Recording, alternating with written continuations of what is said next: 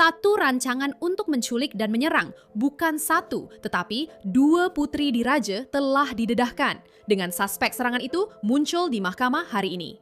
Pendakwa raya berkata, suspek ditemui dengan nota-nota misteri, termasuk nama-nama putri dan perkataan pertumpahan darah, bersama dua kapak yang mempunyai propaganda Nazi terukir padanya. Ini skandal yang dibawakan oleh Law and Crime. Saya, Sierra Gillespie.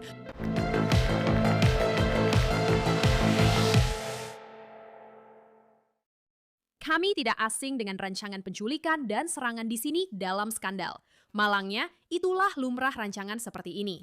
Tetapi, jarang sekali saya perlu membincangkan propaganda Nazi bersama-sama dengan rancangan cubaan membunuh. Namun, itulah yang akan kita bincangkan dalam episode hari ini. Dan butirannya memang sangat pelik dan menakutkan. Sekali lagi, membuktikan bahwa kebenaran itu lebih aneh daripada rekaan. Skandal hari ini membawa kita ke Belanda, di mana dua putri muda menjadi sasaran rancangan penculikan dan mungkin juga pembunuhan. Bagi yang belum tahu, Belanda adalah tempat tinggal keluarga di Raja Belanda. Nama rasmi dinasti ini ialah Wangsa Orange-Nassau, kadang-kadang hanya dipanggil Orange. Dan keluarga ini merangkumi ahli-ahli berikut. Terdapat Raja Willem Alexander yang berumur 59 tahun dan istrinya Ratu Maxima yang berumur 54 tahun. Bersama-sama mereka mempunyai 3 orang anak perempuan. Terdapat Putri Katarina Amalia yang berumur 22 tahun, Putri Alexia yang berumur 20 tahun, dan Putri Ariane yang berumur 19 tahun. Dan ada sesuatu yang sangat penting untuk diperhatikan di sini. Puteri Katarina Amalia ialah pewaris tahta. Ini bermakna beliau adalah bakal ratu. Tiada apa yang boleh menghalangnya daripada menjadi ratu, kecuali jika beliau memutuskan untuk berundur. Orang seterusnya dalam turutan pewarisan tahta selepas beliau ialah adiknya, Putri Alexia. Dan dua putri inilah yang benar-benar menjadi tumpuan kita hari ini. Dan itu kerana mereka menjadi sasaran satu rancangan jahat yang syukurlah telah digagalkan sebelum sempat dilaksanakan. Jadi, inilah yang berlaku. Pada bulan Februari lalu, seorang lelaki berusia 33 tahun telah ditangkap kerana cubaan menculik dan menyerang dua putri yang lebih tua ini. Sekarang, kita tidak mempunyai nama lelaki ini kerana undang-undang privasi di Belanda dan saya akan bincangkan lebih lanjut tentang perkara ini semasa temu bual nanti. Tetapi, apa yang kita tahu ialah dia berumur 33 tahun dan dia telah hadir di mahkamah hari ini. Menurut Associated Press, lelaki ini telah ditangkap di Den Haag, iaitu sebuah bandar utama di pantai laut utara Belanda. Walaupun Amsterdam ialah ibu negara, Den Haag sebenarnya lebih penting dalam urusan harian pentadbiran negara. Penangkapannya berlaku pada bulan Februari yang lalu. Kami tidak pasti hari sebenar atau bagaimana dia ditangkap. Sekali lagi, disebabkan undang-undang privasi di Belanda, banyak maklumat tersebut masih belum didedahkan. Dan kami akan menyelami semua perkara ini dengan lebih mendalam semasa temu bual nanti. Tetapi sekali lagi, inilah yang kami tahu. Suspek ini ditemui bersama beberapa nota yang menakutkan. Tidak jelas apa sebenarnya yang tertulis, tetapi ia mengandungi nama kedua-dua putri bersama perkataan bertumpahan darah. Dan jika semua itu belum cukup menakutkan, yang mana memang menakutkan, dia juga ditemui bersama 2 kapak. Ya, kapak. Dan kapak-kapak itu mempunyai frasa menyeramkan yang diukir padanya. Satu kapak tertulis nama Alexia dan mempunyai perkataan Masada yang diukir padanya, yaitu Agensi Perisikan Israel. Pada kapak yang satu lagi terukir frasa Sieg Heil, yaitu satu laungan propaganda yang pernah digunakan oleh Nazi yang mengikuti Adolf Hitler.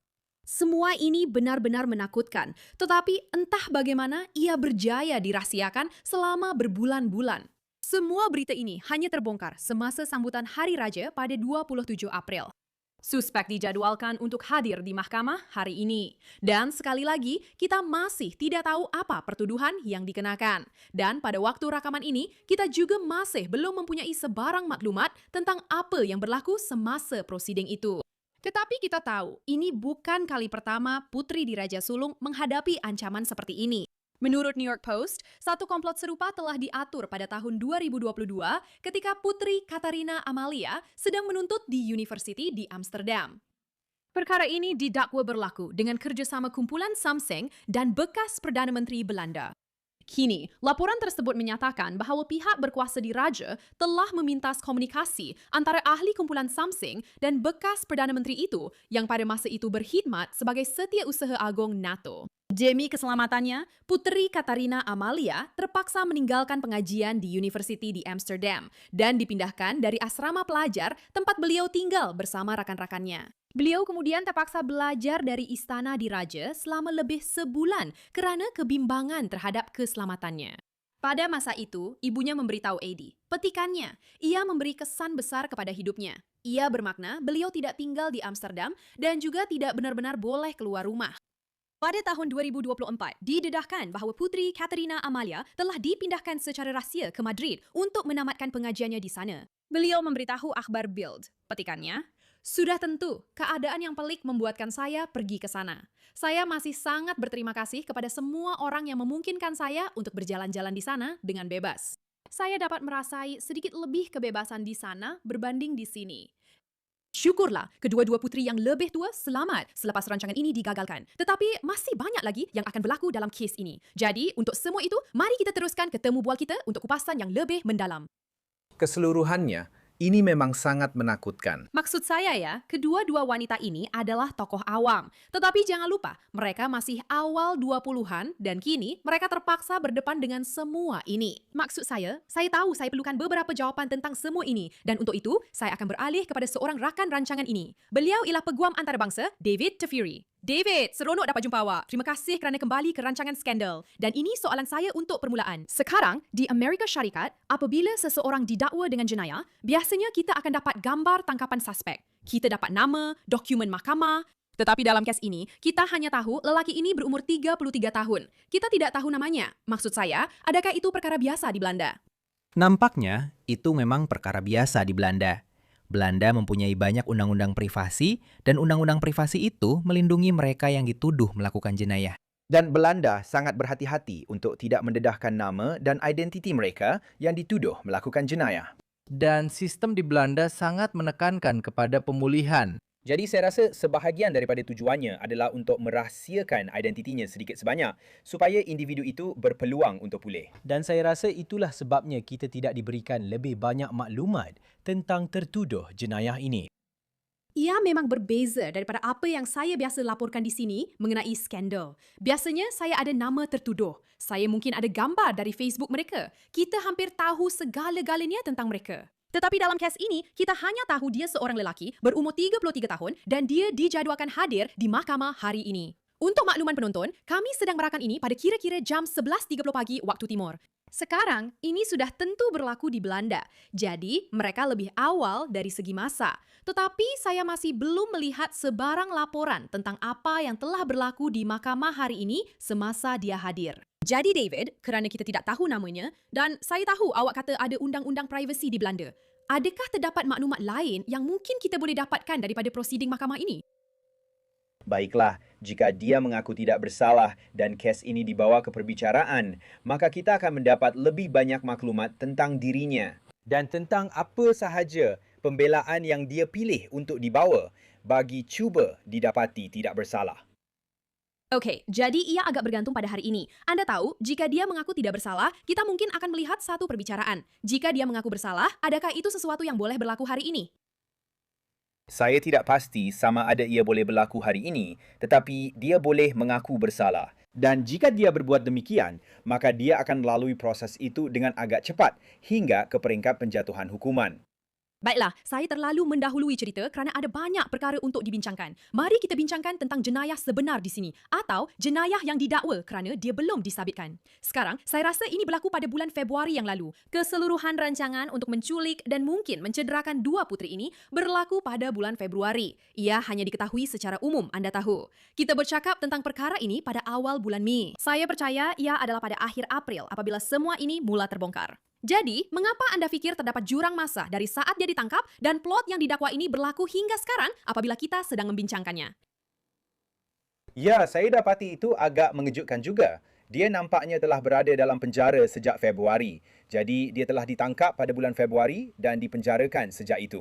Ia mungkin gabungan antara mereka melindungi privasinya tetapi juga merahsiakan kes ini semasa mereka menjalankan siasatan. Dan mungkin ada petunjuk lain yang mereka mahu siasat dahulu sebelum mereka memberitahu sesiapa lagi yang mungkin terlibat tentang fakta bahawa dia telah ditangkap. Okey, itu satu perkara yang menarik kerana sudah tentu ini adalah keluarga yang terkenal. Mereka adalah keluarga diraja Belanda. Jadi saya pasti penyiasat-penyiasat utama di sana akan meneliti perkara ini dengan sangat teliti. Dan kita tidak tahu dengan tepat bila perkara ini berlaku pada bulan Februari. Tetapi katakanlah untuk tujuan perbincangan, ia berlaku pada 2 Februari. Jadi kita ada sepanjang Februari, sepanjang Mac, hampir sepanjang April untuk siasatan ini sebelum orang ramai tahu apa-apa mengenainya. Adakah anda fikir itu memberi kelebihan kepada detektif atau pendakwa raya yang sedang meneliti semua maklumat ini? Sudah tentu, memang betul. Jika ada orang lain yang mungkin terlibat, anda tidak mahu membuat mereka sedar bahawa pihak berkuasa sedang mendapatkan maklumat daripada tertuduh jenayah ini. Dia mungkin bercakap semasa soal siasat dan mungkin memberikan mereka maklumat tentang orang lain yang mungkin terlibat. Jadi mungkin itulah sebabnya mereka merahsiakannya. Mereka juga mungkin merahsiakannya kerana kebimbangan privasi terhadap bakal mangsa yang disasarkan dalam kalangan keluarga diraja. Baiklah, mari kita bincangkan tentang itu kerana saya tahu bagaimana ia berfungsi di Amerika Syarikat. Sudah tentu, anda akan dibacakan hak Miranda anda. Kemudian mereka akan berkata, anda berhak mendapatkan peguam atau berhak untuk berdiam diri. Kita semua tahu bahagian itu. Sesetengah orang di sini di Amerika Syarikat akan berkata, saya akan berdiam diri, tunggu peguam. Ada juga yang bercakap dan sebab itulah kita ada satu saluran khas di Law and Crime tentang soal siasat. Kerana kadang-kadang orang memang bercakap. Bagaimana pula dengan di sana? Maksud saya, adakah mereka akan cuba menyoal orang ini? Mereka akan cuba dan ia adalah sistem keadilan jenayah inkuisitorial. Jadi mereka sangat menekankan kepada keterangan. Tapi saya rasa dia tidak perlu bercakap. Dia mungkin boleh, maksud saya dia mungkin ada hak untuk, anda tahu, tidak menuduh diri sendiri. Jadi kita masih belum tahu sama ada dia bercakap atau tidak, baik tentang anda tahu motif dia dan pelakuan yang membawa kepada jenayah ini dan juga sama ada dia bercakap tentang orang lain yang mungkin terlibat. Ya, saya ada banyak soalan tentang perkara yang anda nyatakan di sini. Motif nomor 1, bagi saya rasa ia masuk akal kerana ini adalah kes berprofil tinggi. Anda tahu, 2 beradik perempuan. Jelas sekali, seorang adalah pewaris tahta. Jadi, yang seterusnya dalam barisan, dia akan menjadi ratu, kakak sulung. Dan kemudian adik kedua, iaitu anak tengah daripada 3 beradik itu, dia juga akan menjadi yang kedua dalam barisan. Jadi, saya rasa itu agak menarik. Tapi, apakah motivasi untuk menyerang mereka ini? Maksud saya, adakah itu sesuatu yang pendakwa raya perlu buktikan, iaitu motif? Jadi di Belanda, anda tidak perlu membuktikan motif. Anda hanya perlu membuktikan niat, iaitu orang itu memang berniat untuk melakukan jenayah tersebut. Tetapi anda tidak perlu tahu atau menjelaskan asas atau sebab munasabah mengapa mereka ingin melakukan jenayah itu. Walaupun motif boleh menjadi sebahagian daripada penjatuhan hukuman dan boleh memainkan peranan dalam penjatuhan hukuman apabila hakim menilai hukuman apa yang patut diberikan kepada seseorang jika mereka telah disabitkan kesalahan. Motif bagi saya kerana ia sama di sini di Amerika Syarikat, di mana kita tidak memerlukan motif untuk pertuduhan atau sabitan atau apa-apa. Tetapi ia memang membantu, sekurang-kurangnya bagi saya, sebagai wartawan yang ingin mengetahui mengapa individu ini didakwa melakukan jenayah tersebut. Saya pasti juri juga suka mengetahui motifnya. Tetapi, sesuatu yang saya rasa kita selalu bincangkan ialah niat di sini, iaitu mens rea. Dan saya tertanya-tanya, sama ada pendakwa rasa mereka mempunyai bukti yang cukup kerana kita pun belum bincangkan perkara ini lagi. Fakta bahawa terdapat kapak-kapak yang dijumpai bersama garis-garis itu, sekurang-kurangnya nama salah seorang garis itu diukir pada kapak tersebut. Kemudian, selain itu, terdapat beberapa kertas, beberapa nota atau apa sahaja yang mempunyai nama garis-garis itu. Dan saya asyik sebut gadis-gadis, sepatutnya saya kata wanita kerana mereka berumur lebih 18 tahun, nama-nama wanita ini ditulis. Dan selain itu, terdapat perkataan mandi darah. Maksud saya, okey, jadi apa pendapat anda? Adakah itu membuktikan niat? Kita juga tidak mempunyai banyak maklumat tentang nota yang mereka jumpa ini. Saya hanya dapat lihat bahawa kedua-dua puteri itu dinamakan dalam nota tersebut dan perkataan mandi darah digunakan. Tetapi ia akan membantu untuk menilainya jika kita tahu apa lagi yang dia tulis dalam nota ini. Dan kita juga tahu bahawa salah seorang puteri mahkota, namanya telah diukir pada salah satu kapak oleh tertuduh serta ada juga sejenis teks pro-Nazi pada salah satu kapak itu. Jadi itu menunjukkan sesuatu tentang motifnya. Mungkin ini adalah jenayah kebencian atau seseorang yang merupakan neo-Nazi yang terlibat dalam keganasan politik daripada golongan kanan jauh. Baiklah, penglibatan Nazi dalam semua ini bukanlah sesuatu yang saya jangkakan. Kerana selalunya dalam rancangan ini, kami bercakap tentang penculikan. Kami bercakap tentang cubaan membunuh. Kami bercakap tentang banyak perkara yang berbeza. Saya jarang melihat propaganda Nazi muncul. Jadi, bagi saya rasa, okey, ini tanda amaran. Kita perlu fokus pada perkara ini. Apa yang sedang berlaku di sini? Sekarang, saya tahu di Amerika Syarikat, kita akan ambil semua ini dengan serius. Adakah perkara yang sama berlaku di sana? Jika ada sebarang slogan Nazi atau frasa propaganda yang didakwa itu, adakah itu sesuatu yang mereka ambil serius? Saya rasa begitu. Saya percaya mereka mempunyai undang-undang jenayah kebencian yang setara di Belanda. Jadi, itu boleh menjadi bukti bahawa ini berpotensi sebagai jenayah kebencian. Dan mungkin tertuduh akan didakwa dengan jenayah kebencian. Dan ini juga mungkin menunjukkan bahawa dia tidak bertindak sendirian atau sekurang-kurangnya dia mempunyai rakan atau kenalan yang merupakan sebahagian daripada kumpulan yang terlibat dalam menganut ideologi neo-Nazi. Jadi itu mungkin apa yang mereka cuba siasat. Adakah terdapat kumpulan yang lebih besar yang juga berpotensi untuk melakukan keganasan? Dan saya memang tertanya-tanya, sebab bila kita dengar tentang neo-Nazi di Amerika Syarikat, di mana-mana pun, selalunya mereka ini adalah orang yang terjerumus ke dalam kancah itu. Boleh dikatakan begitu. Di mana mereka berada di YouTube dan mereka mula, mendapat video-video seperti ini. Kemudian mereka melihatnya di Facebook, TikTok, dan di merata-rata tempat. Jadi kadang-kadang, sejarah carian internet seseorang benar-benar memberi kita gambaran tentang apa yang ada dalam fikiran mereka, atau apa yang mereka fikirkan, pandangan politik mereka di sini. Jelas sekali, jika orang ini adalah neo-Nazi atau memegang kepercayaan itu dengan sangat kuat di satu pihak, saya rasa katakanlah begitu. Jadi, adakah itu sesuatu yang penyiasat ingin periksa dalam telefon lelaki ini? Sejarah internetnya, jurnalnya, jika dia ada benda seperti itu untuk mendapatkan gambaran tentang apa yang ada dalam fikirannya. Ya, sudah tentu. Saya yakin pihak polis dan penyiasat sedang menyiasat semua itu. Sekali lagi, untuk cuba melihat sama ada mereka mempunyai masalah yang lebih besar di sini. Adakah terdapat orang lain yang berfikiran sama yang mungkin juga akan melakukan keganasan atau adakah dia bertindak bersendirian? Apakah motifnya? Apa yang dia lakukan untuk merancang jenayah ini? Sejauh mana perancangan yang terlibat? Kerana itu juga akan penting untuk membuktikan bahawa dia memang berniat. Dan awak telah membangkitkan sesuatu yang sangat penting dalam semua ini. Awak kata, baiklah, kita ada nota-nota itu. Ia ada nama-nama puteri dan perkataan mandi darah. Tapi itu sahaja yang kita tahu. Maksud saya, awak betul. Saya telah menyelidik kisah ini. Saya lihat pelbagai sumber. Itu sahaja yang kita tahu. Dan itu sebenarnya tema utama dalam kes ini. Bahawa Belanda sangat berasia. Kita pun tak tahu nama suspek. Tapi saya rasa itu menimbulkan persoalan. Macam mana lelaki ini boleh dikesan? Kita pun tak tahu itu. Kita tak tahu tarikh dia ditangkap. Kita tak tahu sama ada orang yang melaporkannya. Seperti yang awak sebutkan, mungkin ada rakan sejenayah atau seseorang yang terlibat dalam semua ini. Bagaimana lelaki ini ditangkap atau dikesan? Dan adakah itu memberi perbezaan? Sebagai contoh, kalau dia sendiri tampil ke hadapan dan berkata, saya sedang mengalami krisis kesihatan mental. Saya sangat gelisah. Lalu, dia pergi ke balai polis dan menyerahkan diri. Adakah itu penting untuk diambil kira berbanding dengan salah seorang rakannya, contohnya, yang berkata, saya rasa lelaki ini benar-benar akan melakukan sesuatu yang buruk. Saya laporkan dia demi keselamatan dua puteri itu. Maksud saya, adakah semua itu diambil kira?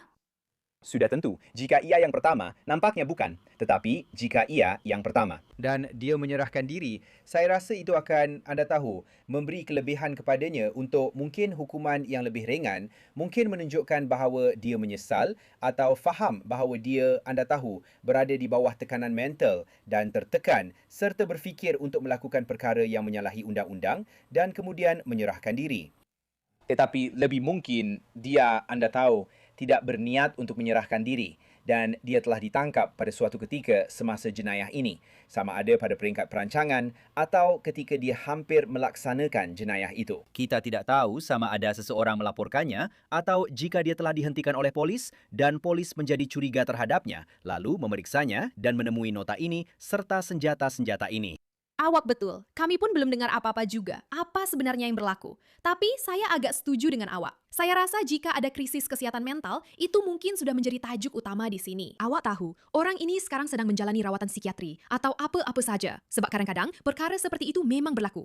Kami belum dengar apa-apa seperti itu. Jadi, mungkin suspek ini memang hampir melaksanakan rancangan jahat dan kejam ini. Dan itu membawa kepada satu lagi soalan saya di sini juga. Sebab mereka ini adalah orang yang sentiasa menjadi perhatian umum. Mereka adalah tokoh awam. Maksud saya, ketika saya mencari gambar mereka hari ini, ada gambar mereka berdua semasa kecil, semasa bayi, ketika kelahiran putri pertama dan putri kedua diumumkan. Kita telah mengikuti mereka sepanjang hidup mereka. Jadi, adakah mungkin suspek ini merasakan dia mengenali mereka, walaupun sebenarnya tidak, di mana dia mengikuti mereka di media sosial, melihat mereka muncul di berita atau apa sahaja, lalu mula berfikir bahawa dia sebenarnya mempunyai hubungan dengan mereka?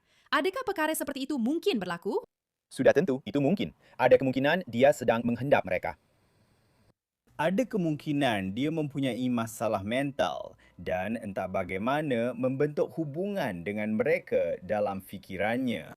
Tetapi saya juga fikir ada kemungkinan dia memang menyasarkan mereka kerana menyasarkan mereka bermakna menyasarkan negara, menyasarkan kerajaan Belanda. Dan dia, anda tahu, dipercayai seorang anarkis dan neo-Nazi. Jadi ini adalah, dia mungkin melihat mereka sebagai sasaran yang lemah dan mudah diakses. Kerana kadang-kadang mereka keluar, walaupun disebabkan ancaman sebelum ini terhadap nyawa mereka, mereka tidak, anda tahu, mereka tidak muncul di tempat awam sekerap yang boleh mereka lakukan jika tiada ancaman itu.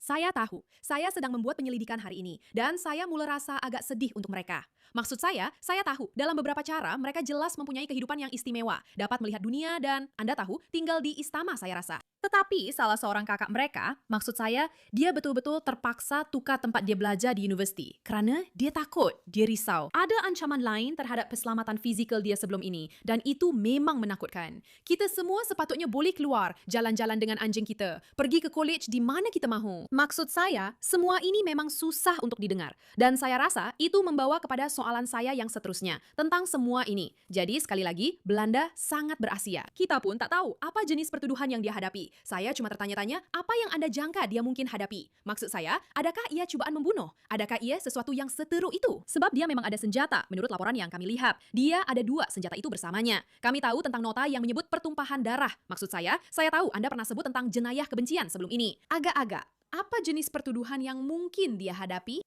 Ya, ia mungkin cubaan membunuh, cubaan menyerang. Itu adalah satu kategori.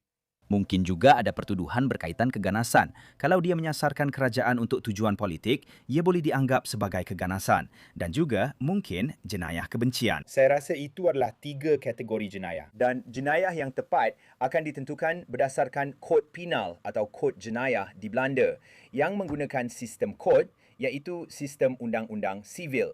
Satu lagi perkara yang awak sebutkan yang agak menarik tentang semua ini ialah di Belanda pemikiran mereka lebih kepada pemulihan di sini. Tidak sama seperti di Amerika Syarikat. Dan kes-kes sebelum ini yang saya bincangkan dengan awak David, ada peruntukan undang-undang yang berbeza saya rasa tentang tempoh hukuman seseorang. Sebagai contoh, jika mereka melakukan pembunuhan di Amerika Syarikat, ada kemungkinan mereka akan menghabiskan sepanjang hayat mereka di penjara. Manakala di tempat lain yang saya pernah bincangkan dengan awak, mereka mungkin boleh dibebaskan bersyarat dalam, awak tahu, 20 tahun lebih kurang begitu. Jadi, jika lelaki ini disabitkan kesalahan, sebab sekali lagi, dia masih belum disabitkan, itu belum berlaku. Dia masih dianggap tidak bersalah buat masa ini. Tapi, katakanlah dia disabitkan kesalahan. Apakah jenis hukuman yang awak rasa dia akan hadapi?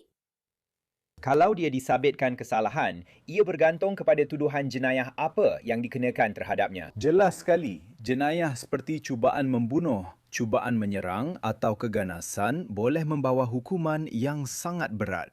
Tapi sekali lagi, Belanda penting kerana mereka mempunyai kadar pemenjaraan terendah di seluruh Eropah. Jadi, ada kecenderungan untuk menghadkan tempoh pemenjaraan bagi penjenayah yang disabitkan kesalahan dan memberi mereka peluang untuk dipulihkan. Mereka dimasukkan ke dalam program pemulihan, jadi kita tidak tahu dengan tepat atas pertuduhan apa dia didakwa. Jadi, sukar untuk menentukan pada ketika ini berapa lama hukuman itu akan dikenakan.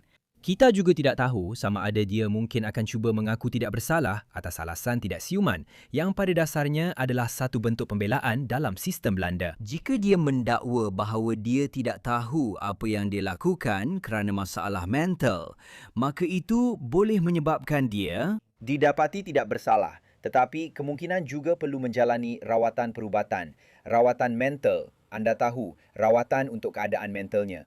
Mungkin dimasukkan ke dalam program wajib sehingga dia diputuskan cukup waras untuk tidak membahayakan sesiapa.